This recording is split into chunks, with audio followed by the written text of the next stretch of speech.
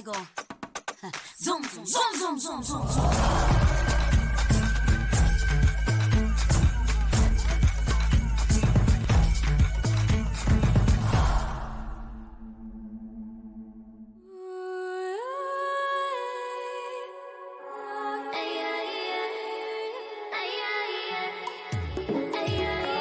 Women lead with power and lead with confidence and lead with influence.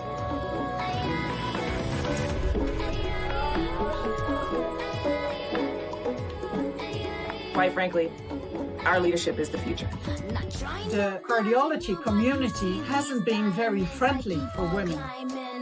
Telling their stories and giving everyone hope is what I'm here to do.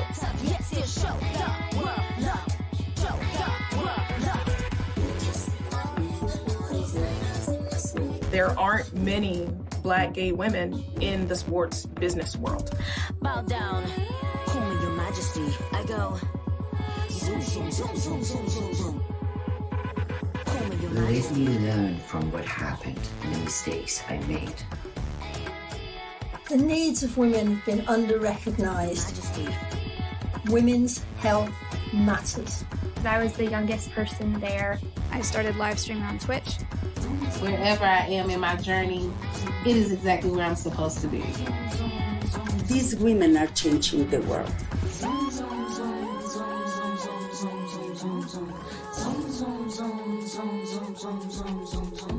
World Women Hour. World Women Hour. World Women Hour. World Women Hour. World Women Hour. World Women Hour. World Women Hour.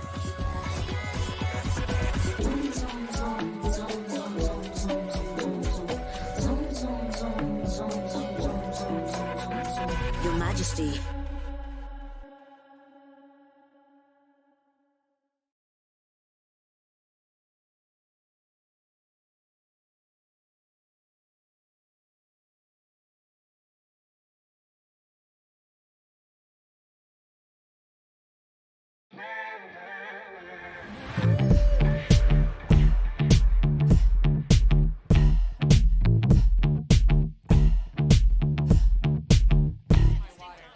What time is it? What time is it? I just want to be mindful of everyone's. Does anyone have the time?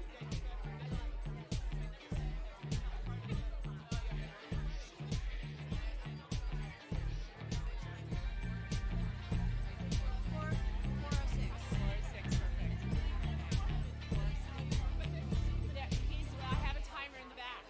He's in the back. Okay. Hi, everyone. I get the distinct pleasure of having you all take your seats. And I always hate to break up a good conversation, but we're about to have a fantastic conversation here on the stage. We're going to continue the conversation on inclusion, but we're going to be also adding innovation, workforce development, and of course the theme of the day, which is the Equality Moonshot. And I am really delighted to be here with our panelists. So I'm going to start with on the left, Dr. Anna Zeter, who's the Associate General Counsel and Chief Privacy Officer at eBay Incorporated. Thank you, Anna, for being here. And then we have Dr. Leah Sonderegger, who's the Chief Digital Officer, Chief Information Officer, and member of the Executive Committee of Swarovski.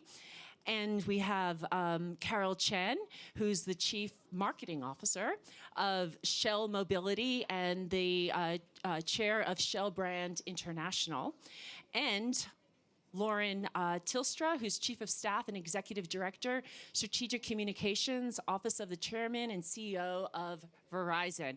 And I have to say, Verizon is my carrier, so thank you very much. I gotta do my plug, And I'm one of the few people in New York that still has a 212 cell. We gave it to you as a gift. You did. I appreciate it. I want to extend my thanks. So we're gonna be looking at what's happening in innovation, thinking about workforce development.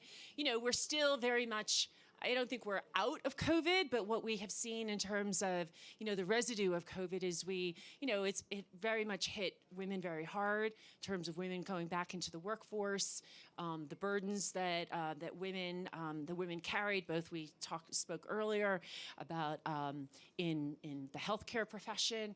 So this is an opportunity, sort of where today we're talking about the moonshot idea and thinking about sort of the future. So I'm really delighted to have this opportunity to dive in. So maybe I'll start with you, Lauren, since we're right here. When we think about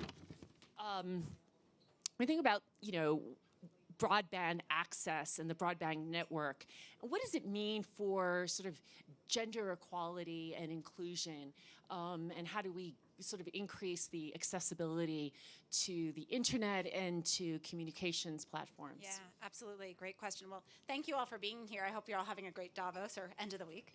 Let me go a little macro and then I'll go micro here. So when we think about access to broadband, you have to couch it in accessibility, usability, and affordability.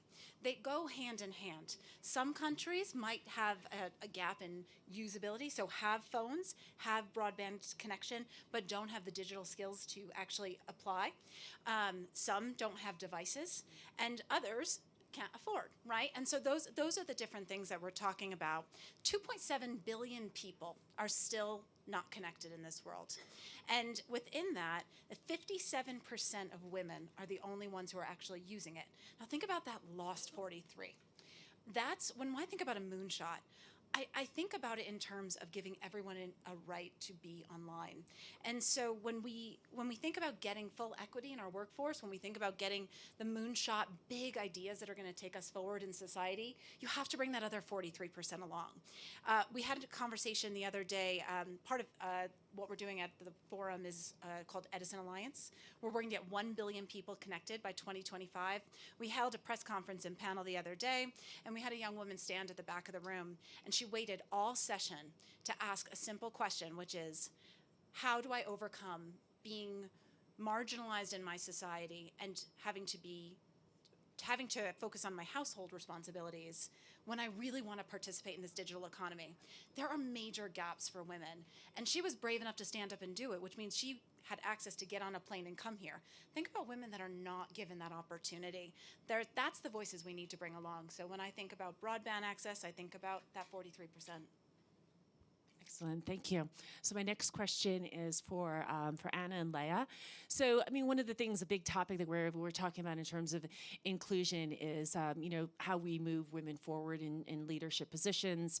And, a Davos statistic is that it's going to take 132 years to get to gender pay parity, which, of course, we're going to throw that out the window.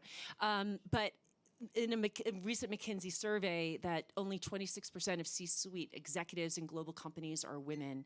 And both of you, representing Swarovski and eBay, love to hear about how you see in terms of new ideas for accelerating change. Good question, thank you. So I think your 160 whatever years is way too long. I think we need to do that in a couple of months or years, but not longer. So I think we need to have here a multi-angle or multi-pronged approach. So what I think for my company, for example, for eBay, but also for other stakeholders with whom I'm working, we need to tackle that problem from top down, but also from bottom up. And, also friends and family needs to be involved. So I give you a couple of examples. I'm teaching at a lot of universities. So I have I'm a lecturer at the University of Bern. Sometimes I teach also abroad. And whenever I teach young people, especially young women, I tell them, you can all have a great career. And now it's the start to make them understand it's not only having a great education, and then, as we heard earlier in one of the panels, then stay at home, having kids, and that was it. But, you all can be aspirational, and you all have great careers. At the same time, I also try to educate and raise really the women in my middle management at eBay. So I experience things that women say, now I have 2 babies, now I step back a bit, I don't want to have the next promotion. Yes, you want to have the next promotion. And I just promoted 2 women in my team last year. One was on maternity leave, and the other was just back from maternity leave to make a statement. This is not end of a career. You don't need to stagnate in your career. You can still go up even when you have to manage, together with your partner, of course, a family on the side. And then at the same time, it needs to be top down. We need to have more women in the C-suite. We need to have more women on boards. And I just attended a couple of weeks ago a dinner with friends, where 2 male lawyer friends having a conversation. They have a client, a Swedish media company. They need a new board member, and they were like, "Yeah, we would like to appoint a woman, but actually we don't know any women that would be interested." I was like, wait. Can I quickly enter the conversation? I was like, I can help with that. So, and I educated them and told them there are a lot of university programs for women to do board courses. I connected them with this network. I also proposed myself as a candidate. And so I think we need to educate all around us, top down, bottom up, friends, family, that women can be in C-suite and in board positions. And besides that, I mean, in my career, I experienced some women managers who said, "I had to do it the hard way. You have to do it the hard way." And I think we don't have any more time. If we still use this approach, we come to the 163 years you just mentioned. But I think we don't have any time to lose. We all need to commit in this room that everyone from us who is in a leadership position or in a board position shall bring 3 other women up, and then we can reach a 236 month or weeks or even shorter. I love that. Thank you. Thank you very much. Yeah, thank you, Anna. I can contribute a little bit to the really bottom up because at Swarovski, I mean, I hope you guys like Swarovski. It is very good.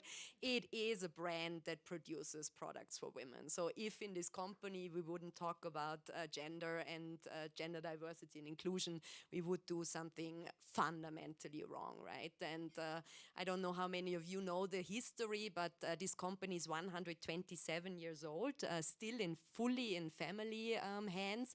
And Daniel Swarovski, who founded the company, was always about this social responsibility. And that's what we feel with our people. So our people are eager to live that topic, right? And for example, in IT, which is very male-driven, as you can imagine, there we also have these groups where people mix up with each other. A man is mentoring kind of a young woman who wants to do that career. And I'm a true believer, if you're yes, top is important, and I fully believe in that, but if the people on the bottom in the various roles don't live it and don't breathe it, it's quite hard, right? And that's why I like this sandwich so much, because that will shorten for sure the 132 years, right? One thing. Sure, please. Yeah. Can I add one thing just to build on that? So I also think that it's very important what's the belief from the organization. So for example, one of the quite a big shift in my company is that there's a strong belief that we want our leadership to represent our customer base, because ultimately the customer will make the purchase. And if our customer base is men and women 50-50, then we want to have that representation that understand women. They know what triggers, they know what make them happy, they know what make them want to come back. So I also think that strong and shared belief from the top is also going to be a huge enabler. Excellent. Well, Carol, don't. keep the mic, please. So I'd love to sort of, you work in the area of mobility, and of course, a big topic of this year's Davos has been on sustainability. There's been a lot of conversations about the ongoing energy transition. So I'm curious if you could share some insights about sort of the gendered aspects of mobility in terms of what is Shell doing, and when Shell is sort of thinking about sort of the future of mobility, how is it sort of thinking in an inclusive way? Oh, that's a big topic. So I think that if you think about the future mobility, so the way we define mobility is that customer, people, us, need to go from A to B. How do they go from A to B? And as we think about the future mobility, we know how the need for people to go from A to B is not going to decrease. It's going to increase for the society to progress. But how do they go is going to be very different. What's the role of EV? What's the role of hydrogen? what's the role of shared mobility? So the way we're thinking about it is really how do we create that infrastructure, that ecosystem, and then that innovation that as we define the future mobility, we give customer making their life journey but better, but still that we're able to really decrease the carbon intensity to the society. So it's as you can imagine, it's a huge topic. Any of these can be a huge topic. But going back to the whole inclusion, gender, one of the key things that if you think about, let me give a very small example, e-mobility. In order to have enough EV infrastructure to enable enough EV cars on the road, you need to build infrastructure. You need to have the digital interaction so the customers can charge, can pay, can reserve a seat. You also need to have the infrastructure that's working. As you think about all these, this is all created from nothing like 15 years ago. That requires a huge amount of skill set. That requires about a huge amount of manpower, skill set, expertise. And that creates huge opportunity for women. As you think about how can women in this totally big, huge, scalable, getting bigger and bigger opportunity, how can women play a role? How can women design the experience the EV customer is looking for? How can women make the charger beautiful? How can women even that make that interface instead of clunky, make that really easy and frictionless? So that's the way we're thinking about it. It's like as we think about the future, shaping about the future, how do you bring the expertise and uniqueness from women and from the whole society to help shape the future? Oh, fantastic. Well, Lauren, I'm going to go to you in terms of thinking about, one, thinking about the role of STEM education, but also thinking about the role of sort of the, what you see at Verizon in terms of maybe as examples of positive workforce development that, really embrace inclusion, that give opportunities for, pathways for girls and for women to move forward. Yeah. Great question. I think there's a lot of work still to be done, so let me start there. When we think about it's a less gendered question. It's a more about how to reach the most vulnerable communities question when I think about it. And so at Verizon, I can share what our story is, and it's not a one-size-fits-all kind of a solution. But for us, we think about it in terms of providing the broadband support, the concrete devices, and the actual teaching tools to get kids online. We do put a strong focus on girls, and we know that when we educate a girl, she's going to go home and she's going to share that education with her family. And so the ripple effect is enormous. When we think about how we actually build that, entire families are being transformed by this. And, and that's a good thing, because we're all here today, everyone's phone's out, everyone's taking photos, videos, streaming them, putting them up online. Hopefully you're using Verizon. But you're doing that because the infrastructure that we have is mobility, broadband, and cloud. And so we have access to that. How you get girls online? You teach them early. You make sure they have the education, the tools, and the broadband connections to do it. And then you reinforce it. You get their families involved. And you get in early, and you build a long-term relationship. Our Verizon Innovative Learning Program is one of the oldest programs in STEM education. We have identified students who have the aptitude and the excitement around STEM. And what we do is we start with them very early, and we see them through their entire journey. Some of those students are now our employees, and so it's a self-serving thing. This is not philanthropy, right? None of this should be philanthropy. Equity, equality, bringing girls online, bringing children online, it's not charity. This is good for business, and that's how you actually make an impact. When it's built into the core of your business, you play the long game, right? That's not something we're going to see in the short term, but a girl at 5 today, 20 years from now, is a 25-year-old who's a new employee at Verizon who has an opportunity to make a difference. And so everyone has a win-win here when we do it right. Thank you. So, yeah, go ahead, please. Yeah, I would also like to add to this, right? For example, for a brand like Swarovski, there's always the stereotype, right? Oh, these companies have to collaborate with fashion studies, or they have, it's just the super cool fashion walk and everybody must, look gorgeous. But we have a huge production, huge, right? In Austria, we produce our crystals. We have production sites in Thailand and in Vietnam. And there we need wonderful engineers, right? And for women, it could also be super attractive to work in a brand where they can identify with, but with their science background. And that's what we are also trying now, because if attractive brands for female also position themselves in that area, there is no contradiction at all. Thank you so much. So Anna, I want to go to you because I know you spoke earlier about boards, and I think boards are sometimes, don't get enough attention, but the composition of boards and what it means then for sort of leadership and what it means for opportunities throughout the company. What is it that you see in terms of, board composition? How many women on a board where you really start to see that it's having very larger, deeper impact? Yeah. I see some boards that don't have women yet, and also non-profit boards. For example, I'm a Stanford alumni, and I joined the Stanford Alumni Club of Switzerland board a couple of years ago, and I was the first woman. And my commitment was, after 1 or 2 years, we have 3 women on the board. Now we have 5. I actually brought all my Stanford friends. And this is my commitment every board that I'm joining, like bring a couple of fellow women and tell them, bring additional women. So now we have, I think, an equal number at the Stanford board. But this is only one tiny non-profit board.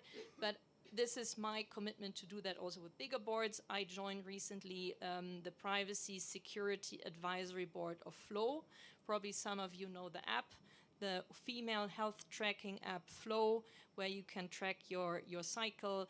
And we are actually, I think, 80% women on this advisory board. We just had yesterday our first board meeting. That was pretty exciting.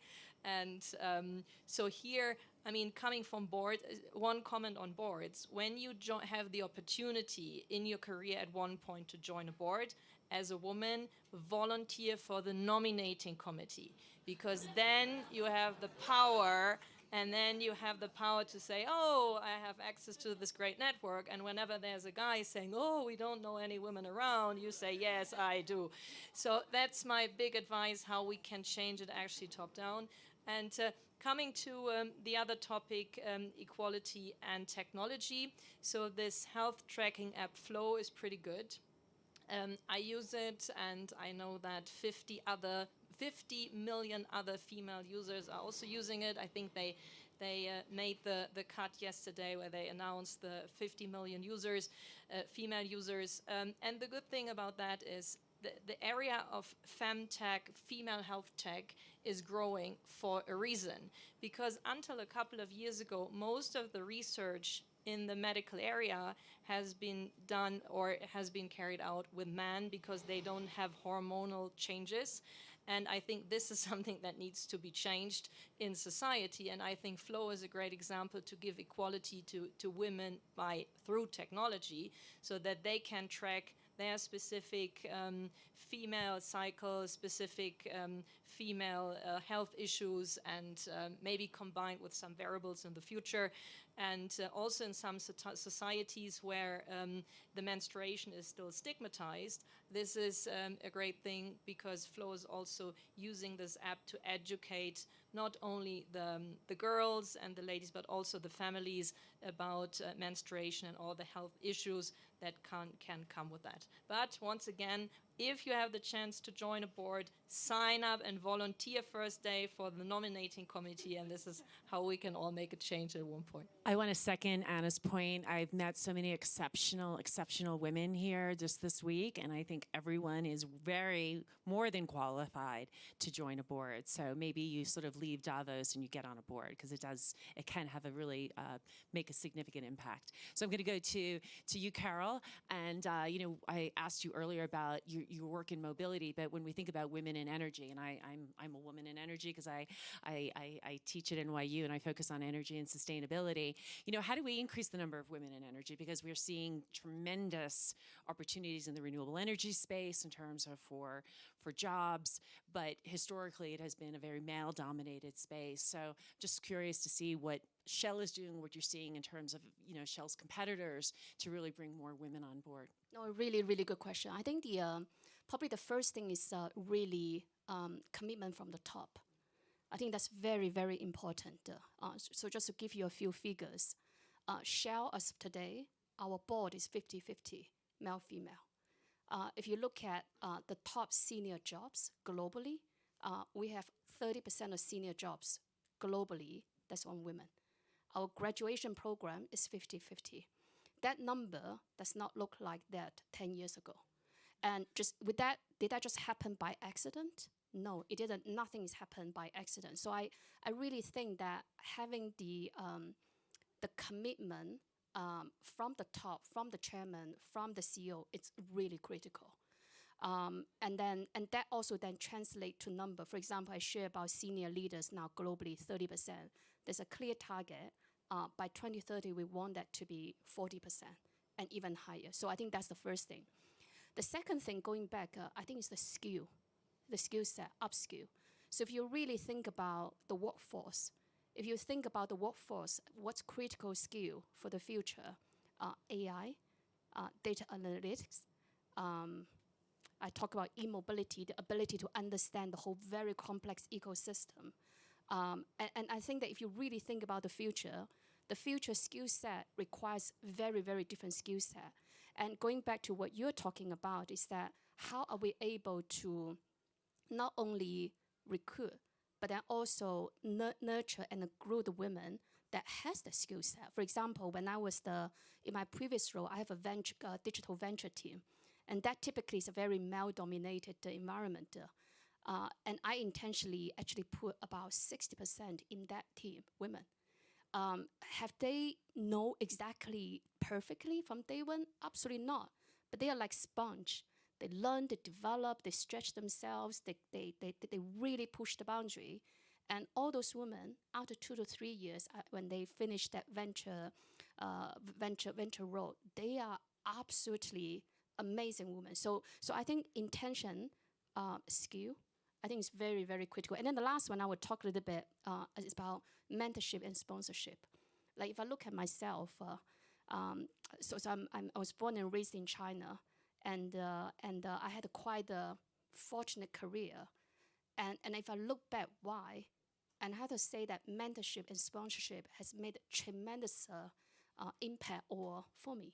And it's really going back to is that how we as women, but also equally how men can play a role to really identify and bring those amazing women forward from the corporate ladder. So intention, skill, and sponsorship, mentorship, I think that's the key. Fantastic. So, Lauren, I have a question for you, but first I'm going to share a brief anecdote. This was probably about 10 years ago. I was at the Bloomberg New Energy Conference, and Al Gore was speaking, and he asked the question about phones. And he asked the audience how many people in the audience still had a landline. And again, this is about a little bit over 10 years ago, and probably about a quarter of the audience still had a landline. And then, of course, most people only have their cell phones. So I went back and I asked my class, I was teaching that evening, and like 100% only had cell phones. And he was using it as sort of like the pace with which we have seen change, right? If you think about what you can do with your cell phone, and you think about what you could do with your cell phone 15 years ago versus what you could do with your cell phone today, I'm curious, when you think about innovation and what we've seen and the rapid pace of disruption that has resulted in what we can do with our cell phones, right? Take photos, videos, you can do, you can. It's amazing. It's extraordinary, yeah, right? Yeah. So where do you see that sort of change going? And how do you see, when you think about inclusion, when you think about, what it means for accessibility and affordability? I'd love to. Yeah, it's a great question. First, I just want to comment. I love what you did with the 60%. Being that deliberate, that's the only way that we get there. So I want to applaud you. It's amazing. So let me go back to your question. So yes, the G's, they are incrementally changing our lives, right? So you go from a car phone, for those of you that remember having a phone attached to a car, right? Like you go, then you could call, right? Then you could send an end. Then you could do some email, right? And then eventually you could text, and now we are running our entire lives. Now you can call a car, you can follow a recipe and make something something magnificent. I mean, the things we are doing are absolutely incredible. And that's just the tip of the iceberg. So I get excited about this because it brings into play that 43% I was talking about. When we move G's, we have the incremental opportunity to actually leapfrog and get even more people into what we're considering the digital economy. And so you're not going to go into a place with just a 1G service, right? 5G has the opportunity to leapfrog and get people faster, quicker online. And so that's really exciting. What's really exciting, though, when you ask the question of innovation, you have to understand what this technology means. And so 4G is a pipe, right? It's one type of a broadband that's going directly through. 5G is 8 currencies. So when you think about it, it means slicing, meaning you can, if you're somebody that's looking for IoT, you're looking for low latency, or you're looking for speed. If you're somebody, and we dice it up that way. Now, I don't mean, splitting how your service works. I'm talking about getting you the things that you need within a network technology to do the thing you're trying to do, whether it's an electric vehicle, whether it's an e-commerce shopping experience, whether it's an education opportunity. This new technology, it allows us, and we're only early days. Each G is about 10 years in its life cycle. We're probably on year 3. And so we haven't even seen what the big, I'll say Uber applications are going to be of this next generation of technology. And what makes it exciting is that the students that we're teaching now, we're getting the technology, the broadband, all of those things in their hands. They are going to create what this new technology is all about. So if we get everybody access, especially women, the applications, the kind of disruptive innovation is absolutely endless, which is why it's so critical to get everybody connected. Great. So I'm going to be to ask one more question, and I'm going to be going out to the audience. So please, everyone, be thinking about your questions. Okay, actually, I think I'm going to be. That's like. Okay, thank you. All right, so so we're thinking about the Equality Moonshot here. So maybe a quick rapid fire for each of you. When you think about the Equality Moonshot, what would be sort of one thing you'd say this has to be done? Always think about 3 women you can bring up when you rise. So, and volunteer for the nominating committee. Very good. For me, it's really starting with yourself and starting with the people around you, because we cannot wait for politics. Yes, we must push them. We cannot wait for everybody out there to understand it right away. Yes, we have to work for it, but it only starts with yourself, because that's what you control, and there is no mercy. So there is no excuse if you don't deliver on equality, if you don't do these things, what, for example, here has been demonstrated, you are not contributing. It's us. I would say probably belief. In Chinese, there's a very strong saying, is women holds up half of the sky. And I think that strong belief is key in us, in the women we mentor, and in the next generation. And you're not going to be surprised by this. Connecting everyone. Make sure everyone can participate. The more women and girls we get online, the better shot we have of reaching that moonshot. I love that. Okay, let's get some questions from the audience. Okay, I've got a question in the back. I think I'm gonna be a little bit of that, I don't know, former talk show host here. There you go. So hello, my name is Manuela and come from Germany. So when you say you want to give every woman or everybody access, I would totally agree, so that we can line up. But with all the discussions about climate change, sustainability and health, I'm a bit concerned, I have to be honest. So because we know about how kids already suffering from too much consumption of social media and so on. So isn't it also important to have a healthy behavior with that? So education, teaching, so how much technique and social media consumption is okay, so that we are not going over the point and then we have more damage, which we have to recover then. Yeah. So how do you deal with that? How do you deal with that? Well, I think it starts, I'm going to steal from my colleague here and say it starts with us, right? It's about us as a society helping each other to self-regulate, to making sure we're getting outside, having conversations with one another. I think this is a perfect example. We are all in a room right now, and so making sure that we're all connecting in that very human way, that's the first piece of it, right? And then it's that third pillar that I was talking about, usability. And so when you're teaching about technology, listen, I am a technology optimist, self-proclaimed. I believe that technology can be a strong force for good. I have always felt that way.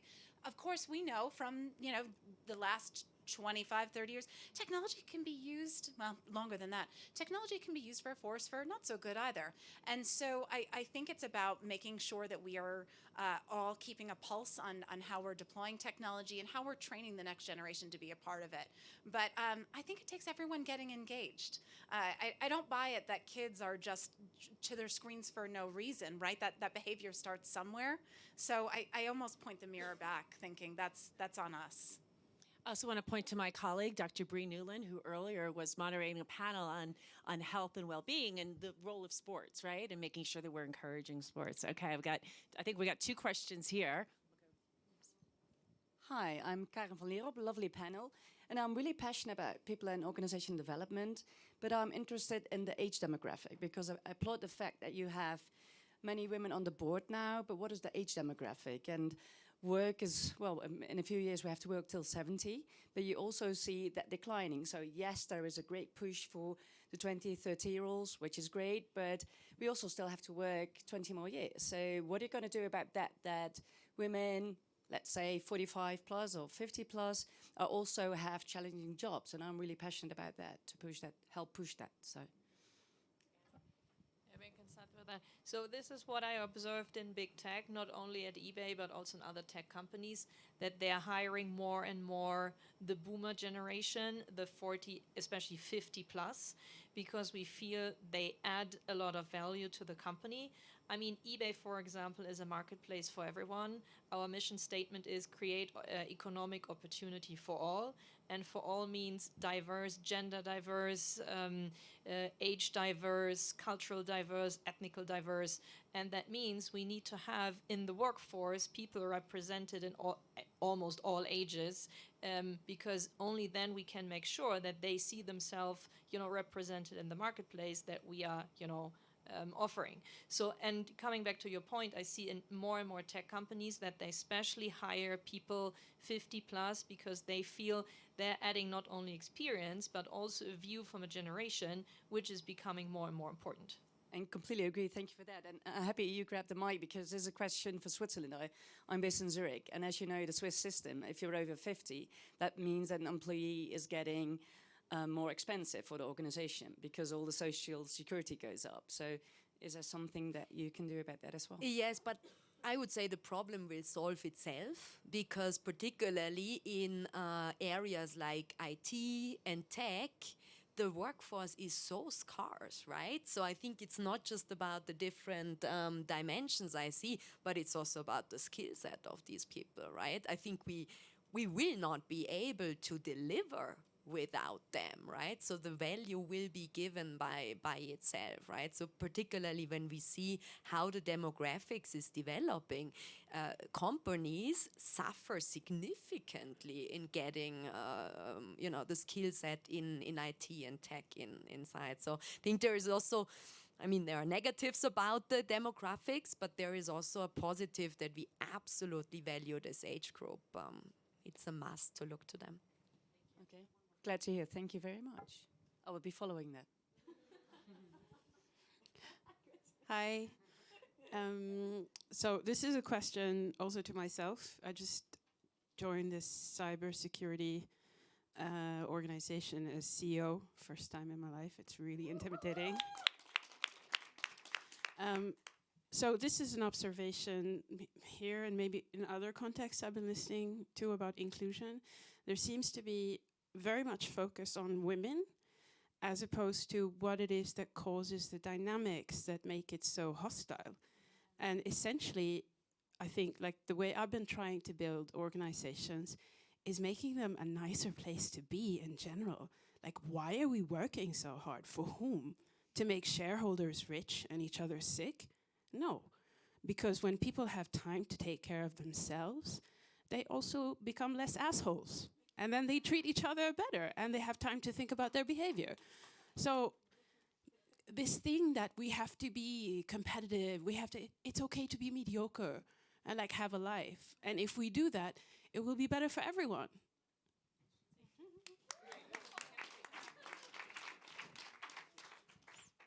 Who wants to take that? Anyone?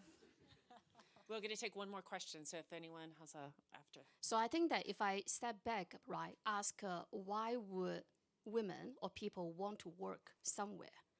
I think there's a few dimensions that, at least from my experience and from my observe, one, many people work for the company they felt there's a purpose. They're doing something good and contributing. So I think that actually play a huge role, particularly for the young generation, that whether the company is owing on purpose.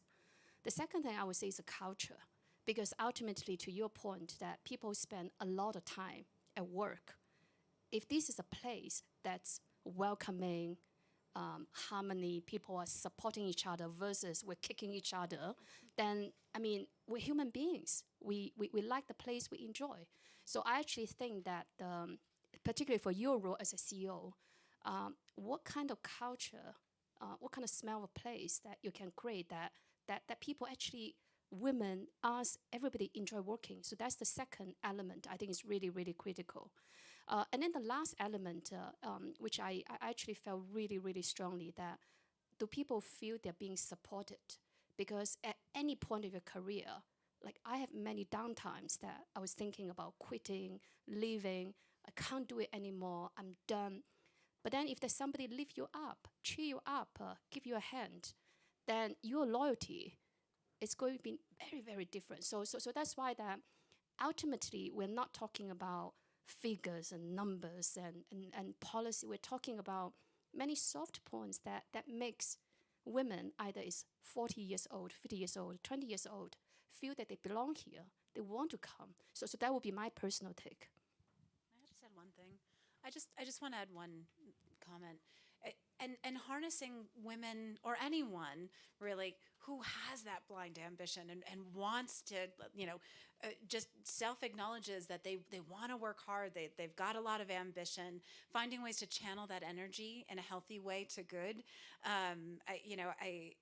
It's funny, I was in a conversation a couple of weeks ago and somebody asked me, why did you get into this field? Why did you want to work for, a chairman and CEO and just be on the constant rotator? And I said, because I love it. I genuinely, I get up every day and purpose is a clear part of that. But I actually enjoy the movement, the trains on the tracks, the progression, and I think it's okay also for it should be okay for humans to have that kind of ambition too. We have one more last comment. I totally want to add to this. In the end, it's respect, right? I think you need to respect each and any's what is right for him or her, right? Because what you said, if we create an environment where everybody says, oh, I just want to do work-life balance, no, then people like you don't feel respected. In another environment, we feel like we have all assholes, right? And I give you one personal anecdote where my best friend, right, she is an absolute passionate mother. And for her, it was clear. She stays at home. And I'm a career woman. I love my two kids. They are 3 and 5 years old. We have so much fun. But for me, it was clear I go back to the job. And she was saying, how can you do that? How can you do that? And I said, if you want to be my best or stay my best friend, you shut up, right? And today it's super cool. She tells me like how it's with the kids and I tell her how and it's fine, right? And in the end, it's celebrate individuality. Celebrate individuality. And that's the environment we should create. Okay, Anna's going to get the last word before we close it off. I would like to double down on that. I agree. We should create a workplace which is nice. And eBay's culture, for example, is great. I'm with eBay since almost 9 years. I love the place, great culture. But what I learned, you cannot say people overall want a work-life balance. Some people are ambitious, they want to work hard. Some people are interested in money. Some people are interested in a bigger title. Some people are interested in a big team. Some people don't want to have a team at all. Some people want to do additional education. Some people would like to stay in their space. So what I experienced over the last couple of years, people are so different. But if you create a workspace which embraces individuality and gives opportunity for all, not only, which is our mission statement for the marketplace, but also for the employees. And I think then you have, a good market or a good company which creates hopefully less assholes. I'm going to share just one. NYU has a women's leadership program, and we had a woman come in from Carnegie Mellon who recently wrote a book about saying no. But the book was out, her research showed that women on average do about 200 hours a year of what is called non-promotable work. So I think this idea of intentionality, right? So we're thinking about what we say yes to, and if we're in a senior position, what we're asking, people who work with us, what we ask them to do, and making sure that we're not just asking, women to do that non-promotable work, that we're, broadening that idea, because there is going to be non-promotable work in the workplace, but I think we have to be really careful about what we ask people to do and what we say yes to. And I think there's something about the vitamin no, that there's power in no when saying no is the right thing to do. Okay, we could talk for a lot longer. I want to thank our phenomenal panelists. Thank you so very much for being with us today. Thank you for all the great work that you're doing. Many thanks to our audience and to everyone's questions. And everyone enjoy the rest of your time at Davos, right? Okay, thank you.